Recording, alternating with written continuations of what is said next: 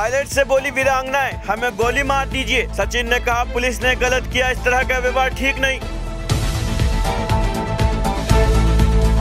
मनीष सिसोदिया को 20 मार्च तक जेल। शराब नीति केस में सीबीआई ने कस्टडी नहीं मांगी, कहा 15 दिन बाद जरूरत पड़ सकती है। अंबाला में योग टीचर की मौत पर हंगामा, पुलिस पर डील बरतने के आरोप। देर रात गृह मंत्री की कोठी पर पहुंचे परिजन। नामी मोबाइल कंपनी के एग्जीक्यूटिव मैनेजर पटना जंक्शन से लापता, मैसेज कर 2 दिन में मांगे गए 25 लाख रुपए। परिवार ने अपहरण किए जाने का किया दावा। रेलवे में नौकरी के बदले जमीन केस, सीबीआई ने पूछा कितने लोगों से जमीन लेकर नौकरी दी। राबड़ी बोली ऐसा कुछ नहीं है।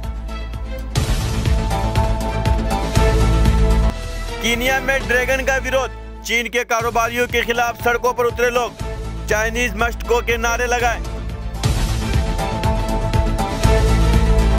बुजुर्ग ने 5 करोड़ की प्रॉपर्टी राज्यपाल के नाम की, बोले बेटे बहू ने बहुत बेइज्जत किया। यह सभी औलादों के लिए संदेश है।